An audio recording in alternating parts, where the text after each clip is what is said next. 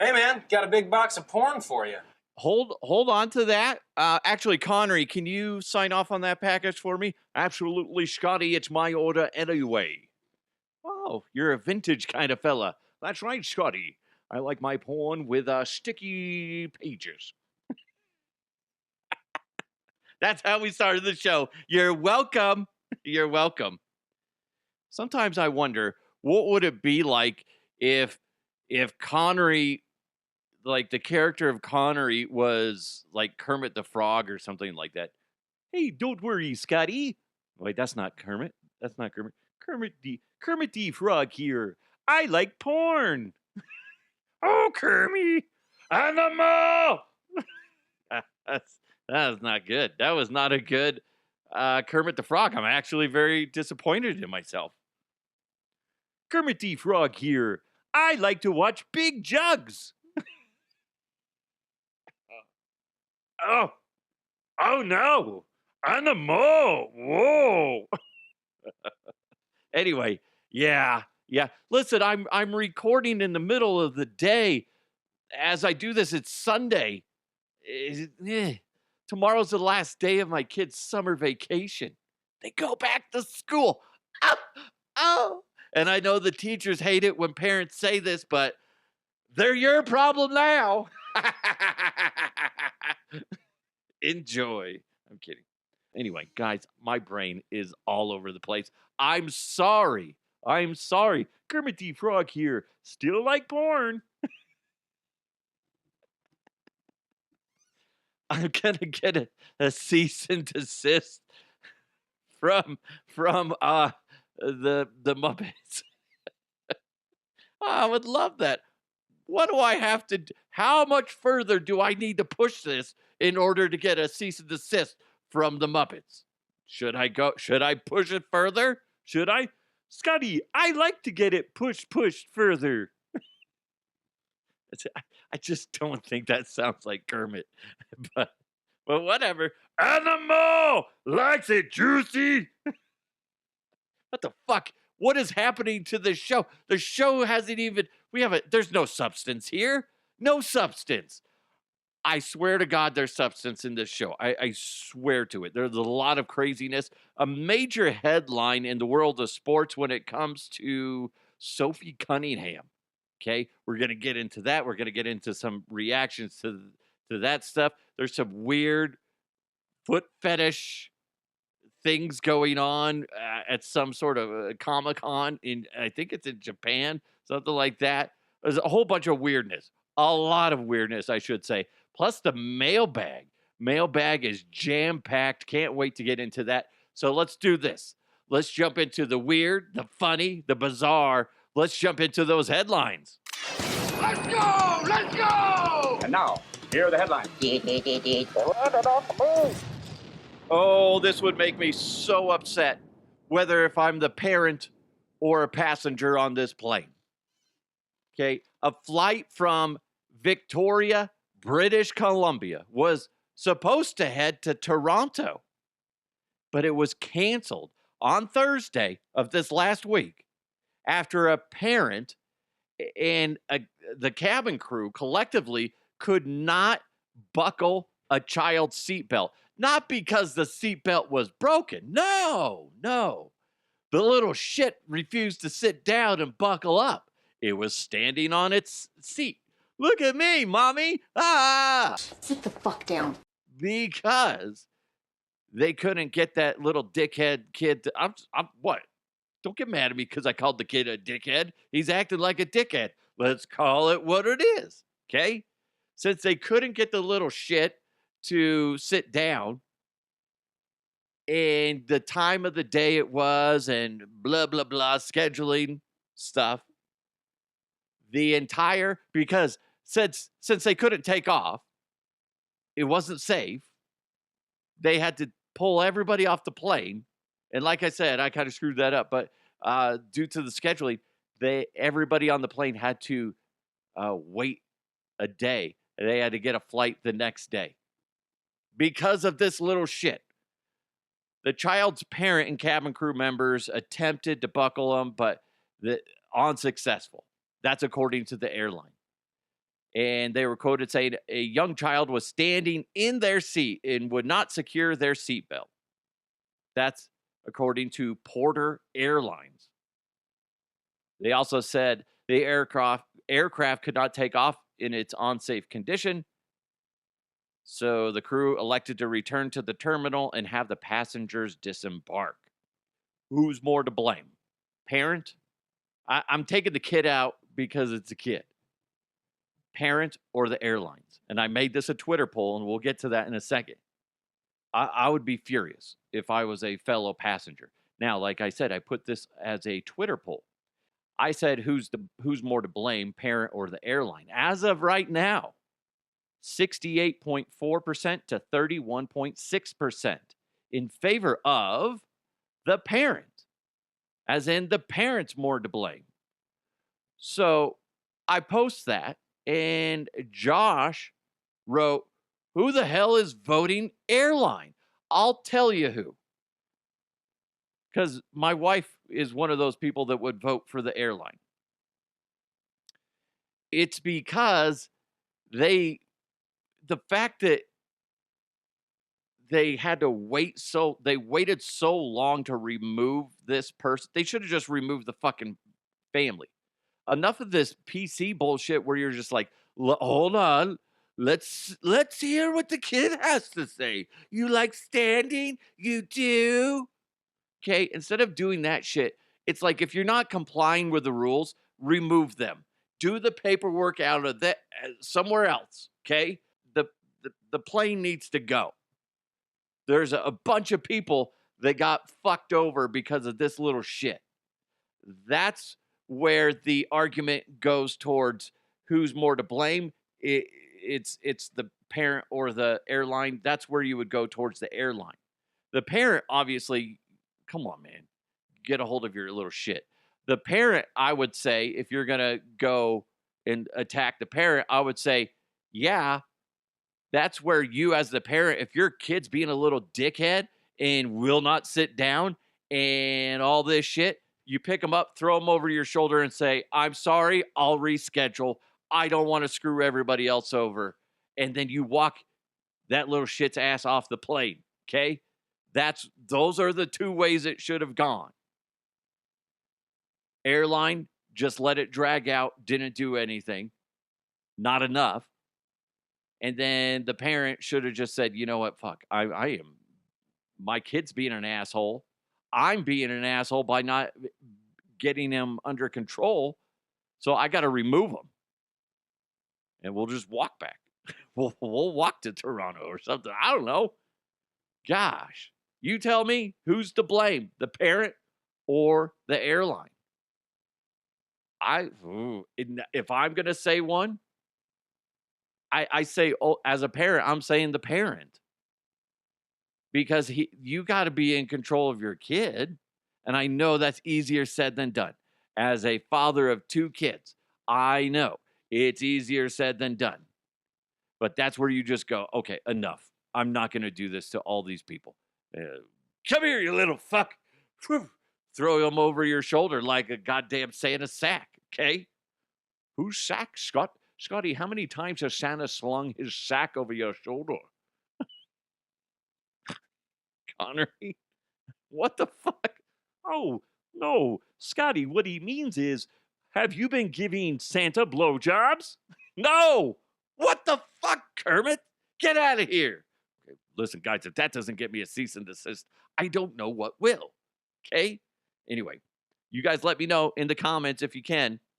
Several cosplayers were removed from the, Guangzhou Firefly ACG Expo after they were caught selling cups of liquid in which they had soaked their bare feet for 50 yuan, for about, which equates to I think it's $7 American. And there's like tons of people in line waiting to get this cosplayer, this lady. It's a lady, okay? And guess what the majority of the line was? Dudes, okay? There was a big-ass line going outside so they could get a cup of her, as they were calling it, foot juice. Okay, that's disgusting. So disgusting. I found the video of it. If you're watching the video version of this, if you're on Spotify and you're just listening to the audio, if you can, you're in a safe spot, you're not driving or anything, switch over to the video real quick. I'll have it playing. There's a dude trying to drink out of the actual foot mixture. Okay? Come on. Here's the thing. I guess this is a lot of like, who do you blame? I don't blame her for that. I blame the sick dudes that are like, oh, you know what sounds good right now? What? A Slurpee. No, you know what sounds even better? I just saw a sign for it. $7 foot juice. What? I'm intrigued. What's that? You know that one cosplayer, that really hot one? Yes. Well, she's soaking her feet in some like water juice mix. I don't know what it is, but she's selling it for $7. Well, that sounds like a hell of a deal. Let's go do that. Forget the Slurpees. The hell's wrong with people? That's so gross. Again, I always go back to, remember that lady that was selling her farts in the jar a few years ago? Well, it's like that. Like you can't, good for her for finding a market that I didn't know existed. If I was soaking my feet in juice, how many people do you think would buy it? I'm going to go with none. Okay? maybe a quarter if they're really thirsty. That'd be jacked up. Selling my foot juice on the corner of like Colfax near downtown Denver. I wonder what kind of clientele I'd get. You know, it's blazing hot here in the Colorado area for like the past 2 months. People will be thirsty. That's all I'm saying. It's disgusting. Terrible. So gross. I don't blame her. Do not blame her one little bit. Although, well, maybe a little bit. A little bit. It's disgusting. She knows that guys are stupid. That's the problem. This is the one that is making a lot of headlines, and I got a lot of reaction already, and I just posted the video on my socials maybe from when I'm doing this, maybe like 30 minutes ago. The WNBA is in the middle of some more controversy. And obviously, a lot of it revolves around the fever, whether it's Sophie Cunningham or, oh my God, I can't remember the other lady. I cannot think of her name right now. But anyway, but what's happening right now is there was a hard foul the other night on Sophie Cunningham and DiJonai Carrington. I'm saying her name wrong, and I apologize. Cunningham has a breakaway. She's going to go for an easy layup. And Carrington comes up behind her and just like takes her down brutally with a, around the neck body slam, essentially is what it ends up being. But I got to be honest, real quick. I've seen videos of Sophie doing the same thing to people. So it's not like it's like, holy shit. That's the fucking WNBA. They are very aggressive out there. And part of me, it respects that a little bit, okay? But here's the problem. So Carrington was ejected. She got a flagrant 2 foul and was immediately ejected, is what it says. And it's debatable. Was it over the line? Did she deserve to be ejected? Was it just accidental? Right. It's debatable. You can really zoom in there. It looks more like it's intentional.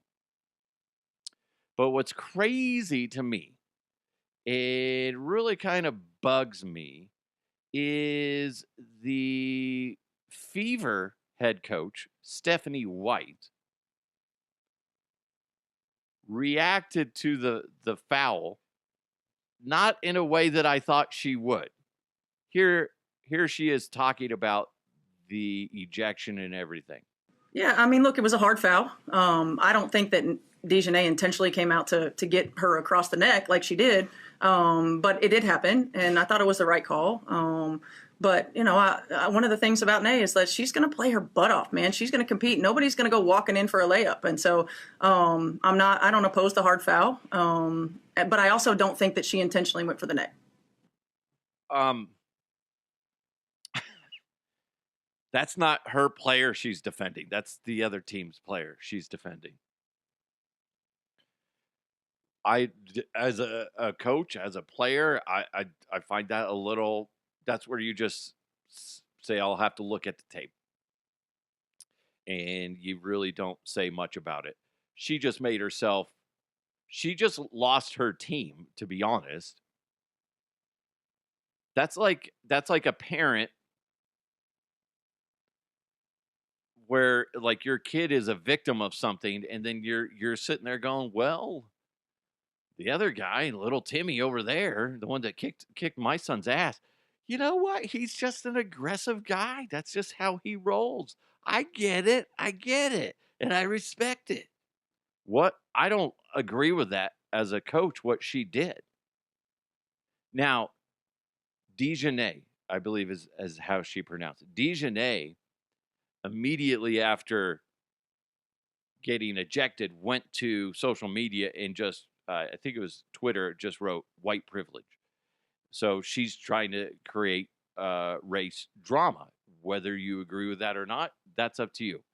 That's not what I'm talking about. I'm more upset with the coach in this situation. You can't have a coach going out there and defending the other player for a Bush League move. Literally, Sophie's going down, and then she just essentially clotheslined. She gets clotheslined by DiJonai. I don't agree with that one goddamn bit. You don't defend her. So I posted this on socials. On Facebook, Michael wrote, turning into Thug League. Yeah. They are very, watch the highlights. This isn't always white, black, white. It's everybody is getting physical with each other. David wrote, you are an idiot. Fire this dumb bitch. Okay. Michael wrote, a different Michael, really? That's not playing your butt off. That's dangerous and not good for your game. She should have been suspended. When you watch it, it's really, what's crazy is she clotheslines her, brings her to the ground. Sophie pops right back up. The other lady just turns around because she's still on her feet, turns around and immediately shoves Sophie. It's when you look at all of it, that's where the coach should be ashamed of what came out of her mouth.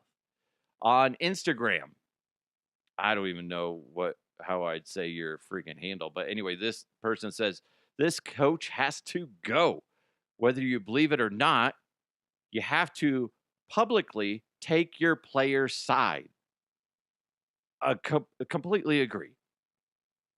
Texas WJ said, what a trash coach. Agree. Let's see, there's another one on Twitter.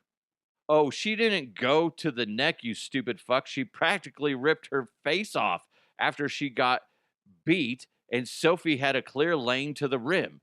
You not backing your players makes you a piece of shit. Now, DiJonai, is that... God, I've never heard that name before. It just makes me think of Dijon Mustard, and I'm not trying to be a dick. I'm just being honest. God, I love good Dijon Mustard.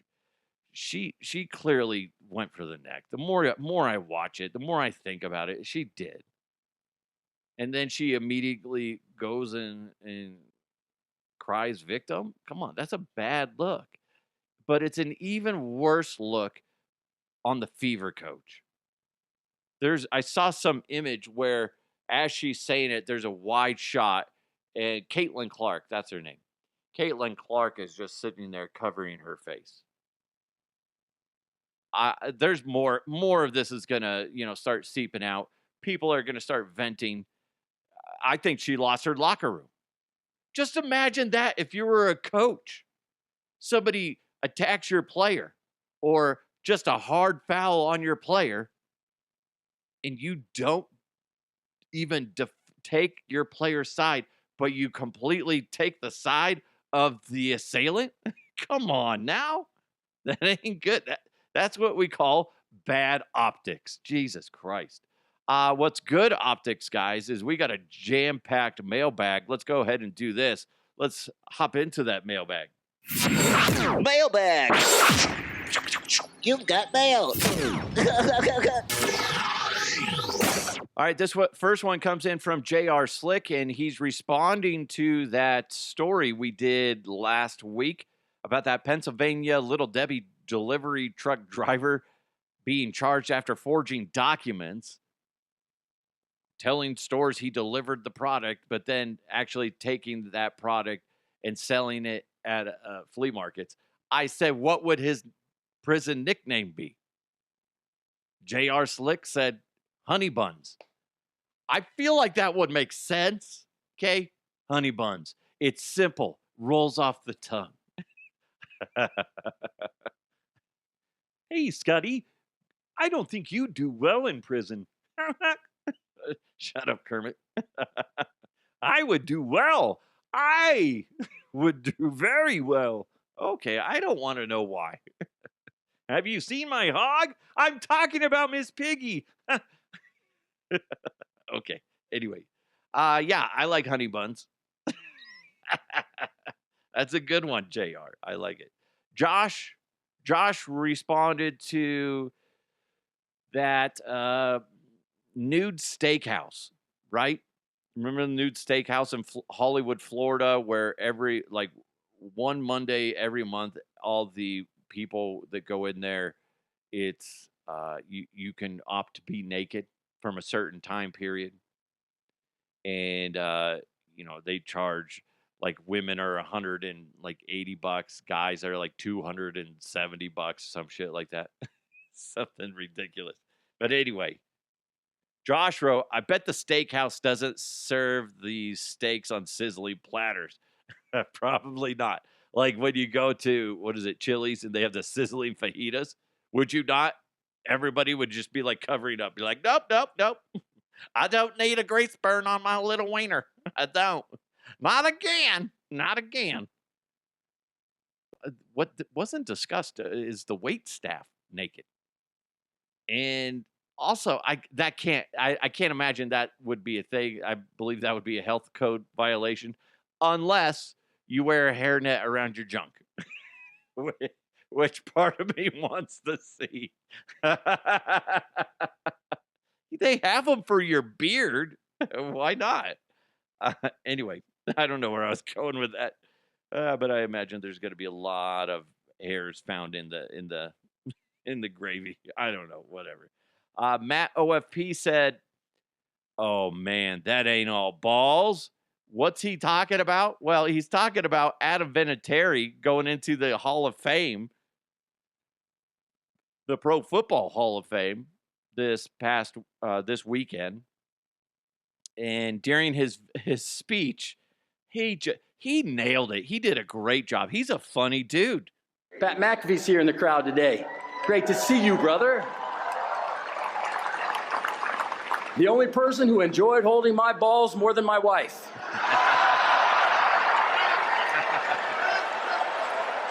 Coach Bill Belichick as well. Thank you for demanding excellence every single day. Unfortunately, Bill couldn't make it here today. There's a lot going on at UNC right now. He may be on a recruiting trip right now looking for the next Lawrence Taylor. I thought it was because training camp had already started, but in truth, it's because he's judging his girlfriend's cheerleading competition. And Peyton, thank you for generously donating your forehead for today's teleprompter. Come on, that's awesome. Dude, Adam Vinatieri killed it. Of course, everybody just thinks of the all balls or the big balls one or whatever the balls one. that one, it was hilarious. The longer version of that, he's like, "What? What? It was in the off season when we weren't here. She would help me practice. You guys are gross," type of thing. That's funny. Good job by Adam Vinatieri. I like that. That's the way those need to be. That was so funny. And then the jab at Peyton. The Peyton one and the Pat McAfee one were the funniest. The Bill Belichick one's funny, I guess. It's just not as funny as those other two. Matt OFP also sent me this, and he said, "DeHuff, did you fund this?" And clearly I did not. But what he's talking about is there's this, it's a simulator that's going to go live soon that is where you scratch your balls. It's a scratching of the balls simulator. And you can earn points. It's fucking weird. The video version of this show, I'll have the video that was attached to what Matt sent me. I don't get it. Why would you make that a sim? You know what's funny is it'll probably do really well, right? I need to make a game where it's just something dumb, like you're twisting your nipples. Ooh, how far can Duff twist his nipples? Ooh, ooh, ooh. Uh-oh. Uh-oh. We hit a snag. So stupid. Thanks, Matt. Matt, what kind of fucking things do you follow on social media for you to find this? I'm kind of impressed. But I'm also terrified because for all the gold that you may find, there's going to be a big pile of ew, gross. You know what I mean? There's some things that people post on social media, like there'll be some good stuff, and then all of a sudden you'll be blindsided by something just horrifically nasty. But just follow Matt OFP because I'm sure that he'll retweet it. Seth wrote in, let's see. Seth, I think we talked about this, but it's still worth, going back to. Florida woman claims cocaine found in her butt after arrest must have been from intimate encounter. I think we talked about this back in like late June, early July, something like that. Maybe, I don't know.